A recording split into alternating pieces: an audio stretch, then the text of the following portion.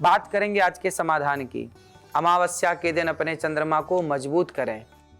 चंद्रदेव को कैसे प्रसन्न करें, आइए जानते हैं। घर में पश्चिम दिशा में कोई गंदी चीज जैसे पोंछा है, डस्टर है, झाड़ू है, ये सब चीजें ना रखें। साथ ही घर के उत्तर पश्चिम कोने में गुलाबी रंग का बल्ब लगाएं और दिन ढलते ही उसे जला लें। इससे भी आपका ग्रह मजबूत होता है।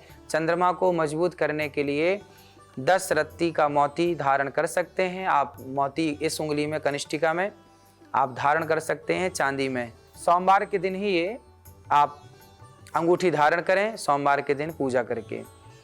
अगर आप मोती नहीं खरीद सकते तो मोती के उपरत्न, मून स्टोन को भी आप पहन सकते हैं, पर मोती सस्ता है, आप पहन सकते हैं, है ना।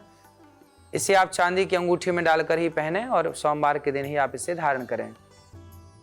लॉकेट बना के भी आप गले में धारण कर सकते हैं। इस तरह से आप जो आपको सुविधाजनक हो वो करें। जैसे चंदन, तिल, चमेली, कमल जैसे पुष्पों की सुगंध का इस्तेमाल करके भी आप चंद्रमा को प्रसन्न कर सकते हैं।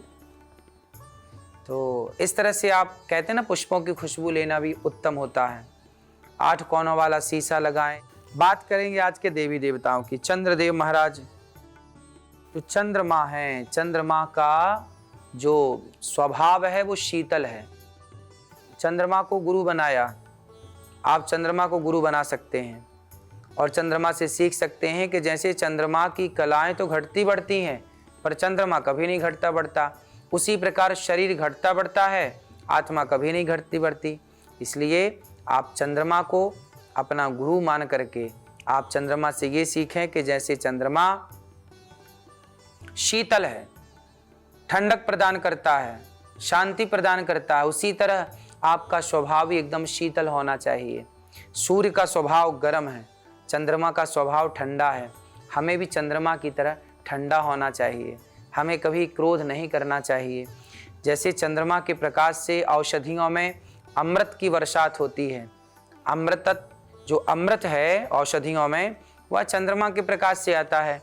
तो आप भी चंद्रमा का प्रकाश, जब चंद्रमा खिला हो आकाश में तो चंद्रमा का प्रकाश अवश्य लें और चंद्रमा से ये सीखें कि जैसे चंद्रमा हर हाल में, हर परिस्थिति में शीतलता को प्रदान करता है, आपका भी स्वभाव बिल्कुल चंद्रमा की तरह शीतल हो और कभी किसी का बुरा हम ना सोचें। मनसा वाचा कर्मणा, मन से, वाणी, कर्म से हम कभी किसी का बुरा ना सोचें।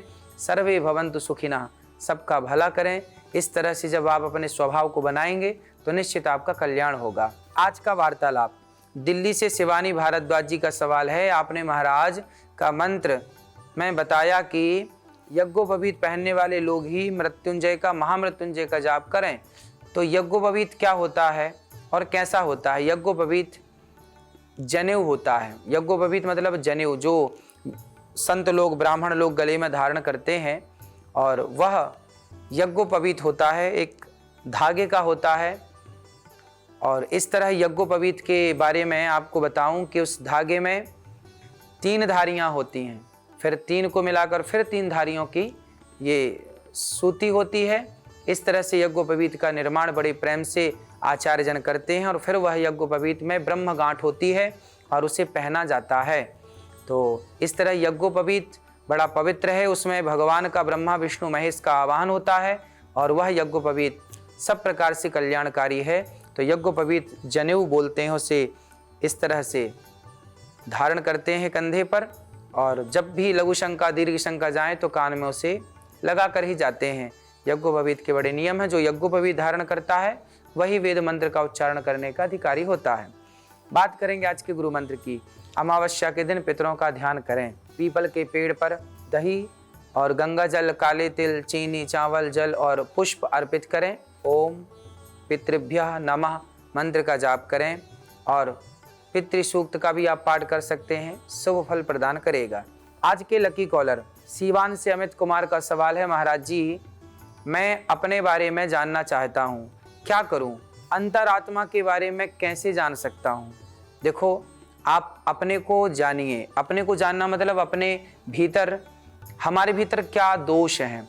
हम ये ना देखें कि आपके अंदर क्या दोष है, हम भीतर को देखें, हम अंतर्मुखी बने।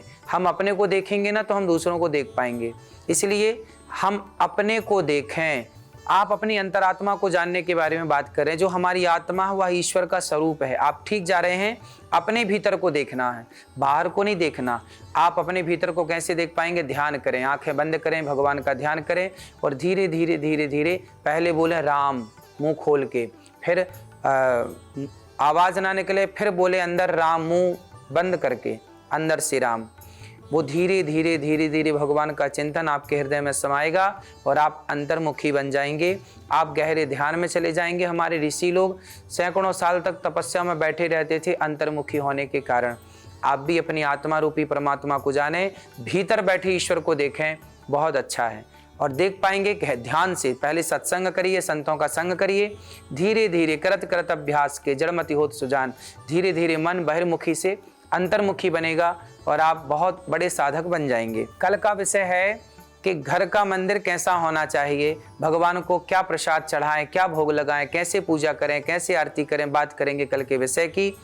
गौरी गोपाल आश्रम की सेवाओं से जुड़े रहिए, आते रहिए गौरी गोपाल, जहां वृद्ध माओं की सेवा होती है, अखंड रसोई चलती है, हजारों लोग निःशुल्क प्रसाद पाते हैं। गौरी गोपाल की सेवा से आप जुड़ें, औरों को जोड़ें। कल फिर महाराज का मंत्र कार्यक्रम में आप सबसे भेंट होगी। अपना ख्याल रखें, सुखी रहें, सुरक्षित रहें। कल फिर ठीक 7:20 पर TV9 भारतवर्ष पर आपसे भेंट होगी। राधे राधे।